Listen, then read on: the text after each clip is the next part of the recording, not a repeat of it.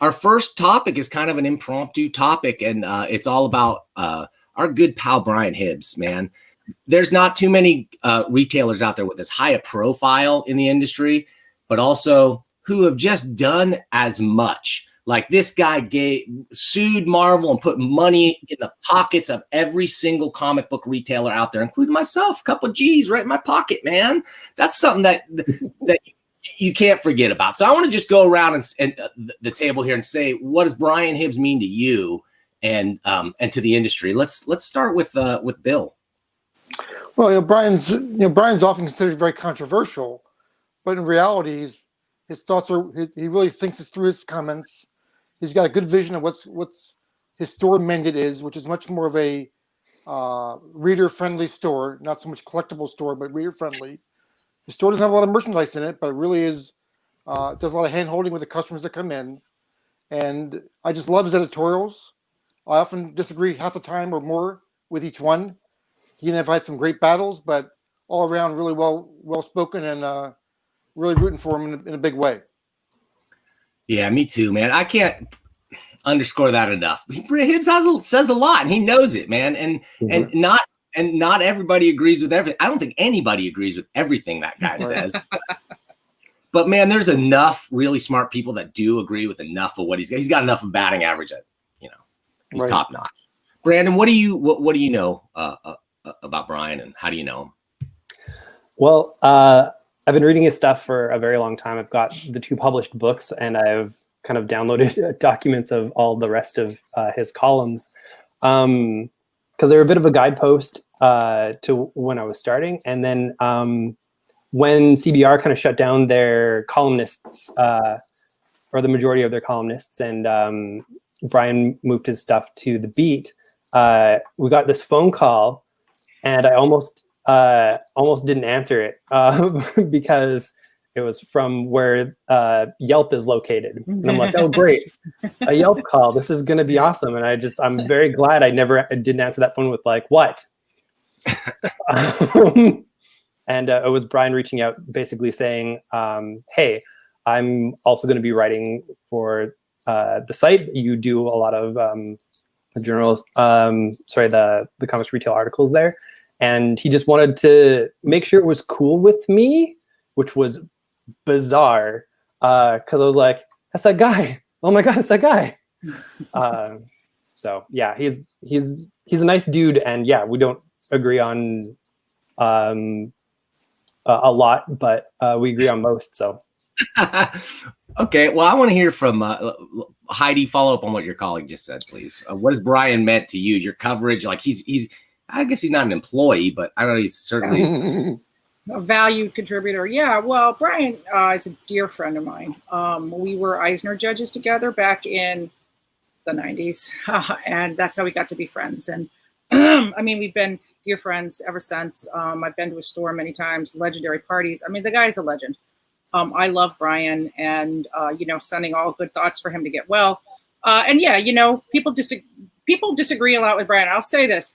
Nobody is better to disagree with than Brian Hibbs, because he respects your opinion, and we've all here had disagreements with him, but you tell him and he listens, he acknowledges, and then he says what he thinks. So, but I mean, you feel like it's a dialogue, even when you disagree with Brian. And I think that's what's made him such a valuable commentator on comics retailing. And, again, I know all of us have disagreements with him, but I think the issues that Brian has continuously raised are the most important issues to retailers. And, he just finished this gigantic 20,000 word analysis, the book scan for the Beat. And I hope that didn't cause some of the stress that he had. So anyway, listen, get well, buddy. We love you. So Heidi, is this your doing? Did you do this?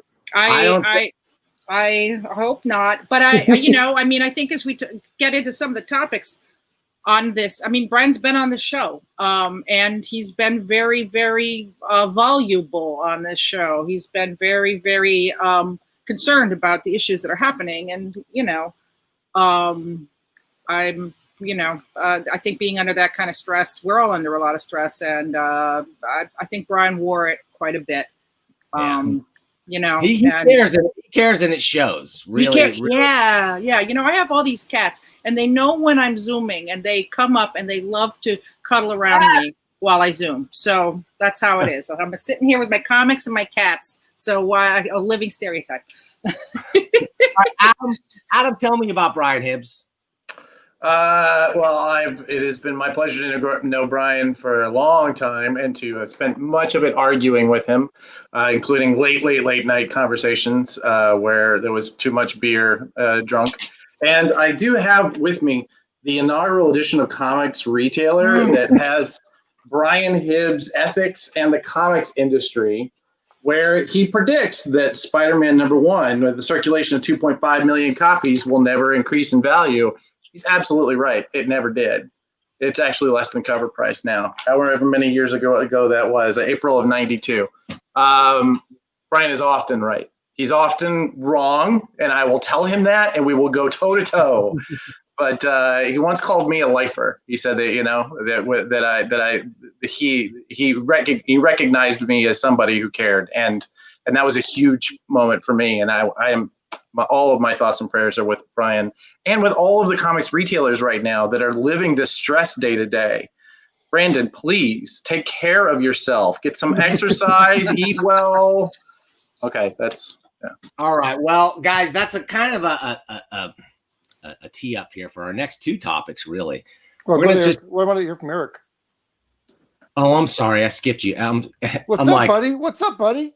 I'm so sorry. I was going clockwise. I skipped over. Eric, please tell me, from a publisher's point of view, I know you've interacted a lot with Brian. Tell me, give me your Brian. You know, more on a personal level, I've known Brian for about 25 years. We're very close in age. We've kind of grown up, you know, in the comic book business around the same time. And he's a truth teller. I've always considered him a comrade, whether I, like you guys are talking about, disagreeing with him so much. And I guess I've had my disagreements with him, but no more than anybody else. But more to the point, I've always respected his desire to ferret out the truth from the bullshit. Mm-hmm. Yeah. He's kind of like I've always seen him as kind of an ombudsman for the industry, for retailers in particular, but also for publishers and the whole supply chain. Yeah, get well soon, buddy. We need you. Yeah. Dan, can I say one more thing? Of course. Just a real quick thing. The other day, the announcement came out. I think it was, I can't remember if it was from Midtown or Discount. One of them stopped taking phone calls from retailers. Mm-hmm. I forget which one announced that. It was UCS. Right. It was. And I was just typing an email to Brian, like, "Hey Brian, it's been like 5 minutes, and you haven't blasted them out of the water yet. What's up?" And I typed it up, and I forgot to send. And I'm like, he didn't respond. Brian always responds to me. Always responds. And I'm like, "What's up?" Because he'd be the first one out there with like, "What are you guys doing? No phone calls. What's up with that?" And then it's in my inbox, like just pending. And then we hear about Brian's heart attack. I'm like, holy shit, man! It took a lot for him not to respond. DC did it. Well, on the one hand, we need Brian back, but on the other hand, I hope he takes a big long break and is doing anything but thinking about comic book retail right now. I hope. Yeah, and I mean, just speaking as his editor, I mean, he didn't write a monthly column for me anymore, but he wrote, whenever something big happened, Brian wrote a column, and it was quoted and read and everything, and so I don't expect to have a column from him for quite a while. So there's some big shoes to fill that no one will. But Brandon, I'm looking at you, okay? Like, yeah, you gotta step up, man. I just got caught up on all of my DC changes, so. All right.